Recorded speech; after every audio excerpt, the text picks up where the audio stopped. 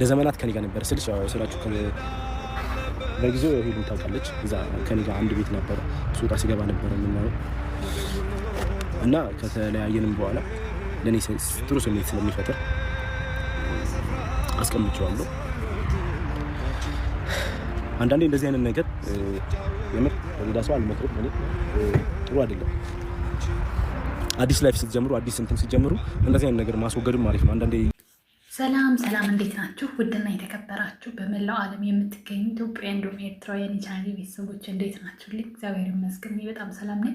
እናንተም በያላችሁበት ሰላም፣ ፍቅር፣ ጤና እንደምትሆኑልኝ ተስፋ እያደረኩኝ ይህን ቪዲዮ ስትጀምሩ እንደተለመደው ላይክ እና ሼር፣ ሰብስክራይብ በማድረግ ሰብስክራይብ ስታደርጉ የደወል ምልክቷን በመጫን ቤተሰብ ሆኑ ዘንድ በአክብሮት እየጋበዝኩ የተለመደ ሀሳብ አስተያየታችሁን በኮሜንት እንድትሰጡኝ እያልኩኝ ለመላው የክርስትና እምነት ተከታዮች በሙሉ እንኳን ለከተራ በዓል በሰላም በጤና ደረሳችሁ እያልኩኝ በያለንበት በዓሉ የሰላም የፍቅር የደስታ የጤና እንዲሆን እየተመኘሁኝ እንዲሁም ደግሞ በትናንትናው ዕለት ያጣነውን አንጋፋውን ነፃነትን ነፍስህን ይማረው እያል ለመላው ቤተሰቦቹ፣ ወዳጆቹ፣ አድማጭ ተመልካቾቹ በሙሉ መጽናናትን ይስጥልን እያልኩ ያው እኔ በጣም በድብርት ውስጥ ነኝ። ከድብርት በላይ ድብርት እየጨማመረብኝ ተቸግሬ የለም እንግዲህ 1 ወር ሆኖኛል ታውቃላችሁና የነፃነት ሞትም ደግሞ በጣም ረብሾኛል። ዛሬ እንግዲህ ያው ቀጥታ ላይ የቀብር ስነ ስርዓቱን እያየን ነበረ። በጣም በቃ ራሴን ሲያመኝ ወጣሁኝ ላይ ወጥቼ ማለት ነው። እና ያው በሱ ምክንያት እነ ሄሉን ማታ ላይ አጋጣሚ ቲክታክ ገብቼ ዝም ብለው ጓደኞቼ ሲያወሩ ምናምን ሰዓቱ ሄዷል። ቀጥታ ዩቲዩብም አልገባሁም ተኛሁኝ እና ዛሬ ጠዋት ነው ያየኋቸው መልቀቃቸውንም ማለት ነው። እና ቪዲዮውን አይቼው በጣም የተረበሽኩት ማለት ብዙዎቻችን ይህንን ፎቶ ትውስታችን ነው። ናቴና ሄሉን ከመጀመሪያው ጀምሮ የሚያውቃቸው ሰው ይህን ፎቶ አያውቀውም አይባልም እና ይህን ፎቶ የሆነ ቀን እንደሚሰጣት እርግጠኛ ነበርኩኝ። ምክንያቱም ትልቁ ትውስታቸው ስለሆነ ማለት ነው። አዲሱን ለመጀመር ያለፈው ማስታወሱ ትልቅ ነገር ነው። ናቴ በመሀል ብዙ የተናገራቸው ነገሮች አሉ። ከነሱ መካከል ትውስታ ማስቀመጥ ያላችሁን ነገር ለሚመጣው ላይፋችሁ በጣም ይረብሻል ብሏል እና እውነቱን ነው። በተለይ እሱ ታውቃላችሁ ያው እንግዲህ 2 ዓመት ሙሉ በስራ ላይም ሆኖ ቪዲዮም ሲሰራ ምንም አይተነው ማናውቅም። አሁን የሚመጣው ከሄሉ ጋር በመሀል ያኔ 1-2 ቪዲዮ የሰሩ ሰዓት የልደቷ ጊዜ ማለት ነው። ከዛ ውጭ አይሰራበትም። አንደኛ በሰው ሀገር ስትሆኑ፣ ሁለተኛ የምትወዱትን ሰው ስታጡ ምን ያክል እንደሚረብሽ ይታወቃልና ያን ያየ እንደሚረብሸውም እንደነበር ተናግሯል። እና በዚህ ቪዲዮ ላይ ድብልቅልቅ ያለ ስሜት ነው የተሰማኝ። እንደ ሄሉ ሴቶኝ ሳስበው ብዙ የሚሰማችሁ ነገር አለ። ያለፍን ስታስታውሱ ከምትወዱት ሰው አጠገብ ሆናችሁ ምናምን እና ብዙዎቻችሁ የድምፃችን ይሰማ ወደ ድሮ ፍቅራችሁ ተመለሱልን የሚል ኮሜንት እየጻፋችሁ ነው፣ እያየሁ ነው። ጎበዞች በርቱ።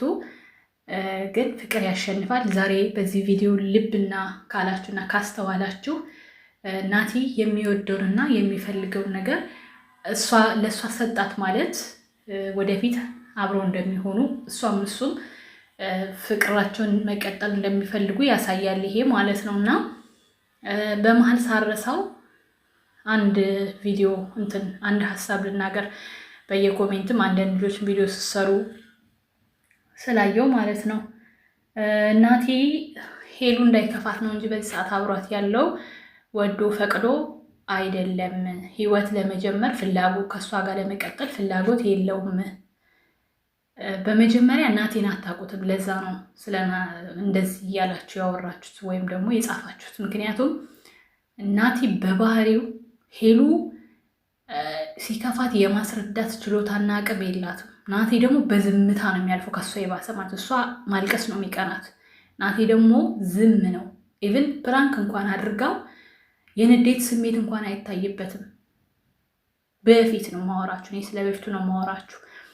አዳዲስ ኦዲየንሶች ወይም ደግሞ አዳዲስ ዩቲዩበሮች ናቸው አሁን ስለነሱ ግራ እየገባችሁ ያለው ማለት ነው። ናቴ ከድሮ እንኳን አሁን አዲስ ህይወት ሊጀምሩ ዝግጅት ላይ ያሉ ቀርቶ ከመጀመሪያውም ከበፊቱም ጀምሮ ይሄ ነው ባህሪው። በቃ እንደዚህ ቪዲዮ ላይ ለእሷ ያለውን አክብሮት ዝም በማለት ነው የሚገልጸው። ቅልብልብ ያለ ወንድ አይደለም። በቃ በአጭሩ ስነግራችሁ ማለት ነው። አንዳንድ ወንድ ምላሱ ረጅም ነው፣ ተግባሩ ዜሮ ነው። ታውቃላችሁ፣ ብዙዎችን እያየን ስለሆነ ማለት ነው። ናቲ ደግሞ ነገሮችን ማሳየት የሚፈልገው በተግባር ነው። በቃ በተግባር ነው ምንም ነገር። ኢቭን አሁን ላይ ቢሆን ሌላ ሰው ቢሆን እናንተ እንዳላችሁት እንኳን እንዳትሰበር እንዳታዝን ፈልጎ ነው ካላችሁ እንኳን ፍቅር ስላለበት ነው። አያችሁ፣ ንጹሕ ፍቅር ስላለው ነው። አንድ ሰው የተለየውን ሰው ትሪት ሊያደርግ መምጣት ማለት ያ ሰው እንዳይጎዳ መፈለግ ማለት ንጹሕ ፍቅር እዛ ሰውዬ ጋር አለ ማለት ነው። ተገዶ አይደለም የመጣው ወዶ እንጂ ፈልጎ እንጂ። ሁለቱም ጋር ማግኔት ታውቃላችሁ፣ ማግኔትና ፍቅር አንድ ነው። ትሳሳባላችሁ። ካያችሁ እዚህ ቪዲዮ ላይ ሁለት አይነት ስሜት ነበራቸው። ተጨቃጨቁ፣ በኋላ ላይ ደግሞ ተሳሳቁ፣ ተቀላለዱ። ፍቅር ይሄ ነው እኛ እስከምናውቀው ድረስ በቃ ያጨቃጭቃል፣ ያፋቅራል፣ ያነጫንጫል። እንደዛ መሰለኝ አፍቅሮ ተጎድቶ እንደሚያቀወራባቸው አይደለ ሲሉ ሰምቼ ነው። እና ይሄን ለማለት የፈለጉበት ምክንያት ብዙ ትችቶችን ሄሉ ላይ እያየሁኝ ስለሆነ ነው። አትቸኩይ፣ ነገሮች እንደዚህ አታርጊ፣ በዚህ ወጥቶ በዚህ ወርዶ ትላታላችሁ። እሱ ባይፈልግ ኖሮ በዚህ መንገድ ኢቭን ስትቀርበው እንኳን ይሸሽ ነበረ። ሁለቱም ጋር ፍቅር አለ። እንግዲህ ምንድን ነው ማለት የእናንተ ፍላጎት ምንድን ነው? ሲቀጥል ደግሞ ሄሉን አትቸኩይ ማለት የነበረባችሁ በተለይ አሁን መጨረሻ ያመጣችሁ ሰው ላይ ነበረ፣ እዛ ላይ ነበረ። በቃ ግን ብላችኋል፣ ያላችሁ አላችሁ። ናቲ ላይ ግን እኔ ምንም ብቸኩል አይደንቀኝም። የምታውቀው ልጅ ነው፣ አብሮ አደጓ ነው፣ ብዙ አሳልፈዋል፣ ብዙ ነገር አይተዋል። ደሳስ የሚሉ የማንረሳቸውን ጊዜያቶችን አሳልፈዋል። እንኳን አይደለም እኛ ኦዲየንስ፣ የሄሉ ቤተሰቦች በሙሉ ከእናት ከአባቷ ጭምር በጣም ነው የሚወዱት ናቲ። ካያችሁ የሄሉ ወንድሞች ሁለቱም ላይቭ ላይ እንኳን ገብቶ ኮሜንት ሰላም ብሎ ሲጽፍላቸው እንዴት አይነት ሰላምታ እንደሚሰጡት ማለት ነው። በቤተሰቧ አንድ ሴት ልጅ ፍቅረኛዋ በቤተሰቧ ተወደደ ማለት ጸባይ ሰናይ ነው ማለት ነው። ያ ሰው ተወዳጅ ነው ማለት ነው። ይሄ ነው የሆነው ነገር። ሲቀጥል ደግሞ ተገዶ አይደለም ናቲ፣ ፍቅር ነው። በቃ ያስገደደው ፍቅር ነው። ማንም አያስገድደው። ወንድ ልጅ አስባችሁታል? ተገዶ ሲመጣ እኮ እያየናቸውን እንደ ኳስ እያነጠረ ነው። ቪዲዮ እንኳን ስትሰሩ በፕራንክ እንኳን የሚገፈታትራችሁ ወንድ ልጅ እያየናቸው አይደል እንዴ? ለገንዘብ ብለው ሚስቶቻቸውን፣ ለገንዘብ ብለው ባሎቻቸውን፣ ለገንዘብ ብለው እናት አባቶቻቸውን እዚህ ጋር እያዘቀጡ አይደል እንዴ? እያየናል እንዴ? ላይ ስንት ጉድ እኮ ነው የምናየው። እንኳን እነዚህ ወጣቶች እኩያሞች የሆኑት ምንም ነገር ቢሰሩ አይደንቅም። ሌላ ሰው አላመጡም። እንደ ሌላ ፍቅረኛ እንቀማይ ብሎ ቪዲዮ አይደለም እየሰሩ ያሉት። ያለፈ ታሪካቸውን እረስተው አዲስ ህይወት ለመጀመር የሚያሳዩት ስሜት ነው። በቃ ሌላ ምንም ታሪክ የለውም። ምንም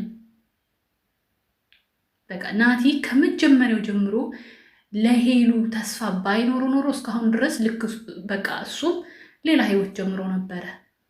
አያችሁ፣ እውነተኛ ፍቅር በነገራችን ላይ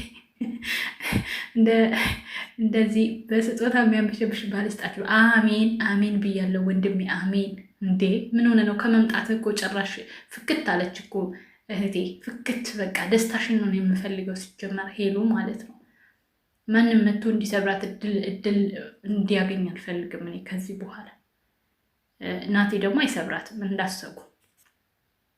እሱ የዚህ ፍላጎት ካለው ከድሮም አብሮ የመቀጠል ፍላጎትን ይዞ ባይመጣ ኖሮ እመኑኝ ድጋሚ አይቀርባትም። እንዲሁም እንደ ማንኛውም ሰው አንድ ቀን ሰላም ብሏት ነበር የሚመለሰው። ለመተያየቱ ብዙ እስካሳለፉ ድረስ መቶ ሰላም ይላታል፣ ይሄድ ነበር። በዚህ ልክ አይቀርባትም ነበር። ልታቁ የሚገባው ነገር እንደውም ነገ በአዲስ ቪዲዮ ይሄንን ታሪክ የምንደግምበት ቀን እንደሆነ እመኑኝ። ሳምሌ ምናለች ላላችሁ ነገ ጥምቀት ነው። በቆንጆ ባህላችን ልብስ ሎሚ ወረውርባታል ናቲ። በቃ ይሄ ምንም ለጠላት ማረር ለወዳጅ መደሰት ነው የነገ ቀን። ከወዲሁ ልንገራችሁ ብዬ ነው። እሺ ያው ጠላቶችም ውሃችሁን ወይ ወተታችሁ እንድታዘጋጁ፣ ወዳጆችም ደግሞ ለደስታችሁ የሚሆን የመጨፈሪያ መቀነታችሁን እንድታዘጋጁ ነው። ከዚህ በላይ በጣም ባወራችሁ ደስ ይለኛል። እኔ ተለክፍ ያለው ውዶቼ፣ ስልክ ብዙ ማውራት አልችልም። ብዙ ለቪዲዮ ብዙ ማውራት አልችልም። ድሮ ላይፍ 3 ሰዓት 4 ሰዓት እንዳልተቀመጥኩ ኧረ ምን 4 ሰዓት ጀንበር ወታ እስክትጠልቅ ድረስ ላይፍ እንዳልተቀመጥኩ አሁን የለም። ስልኬ በጣም ነው የሚያስጠላኝ። ይችን ደቂቃ ላወራ ሆነ ራሴን ጀመረኝ እና የኔ ወዶች በአዲስ ቪዲዮ እስከምንገናኝ በጣም ነው የምወዳችሁ። በድጋሚ ሰላም ለኢትዮጵያ፣ ሰላም ለሀገራችን። ኦርቶዶክሳውያን በድጋሚ መልካም በዓል ይሁንላችሁ። እህቴና ወንድሜ ነገ በአዲስ ነገር እንጠብቃችኋለን። ወዳችኋለሁ። ባይ ባይ።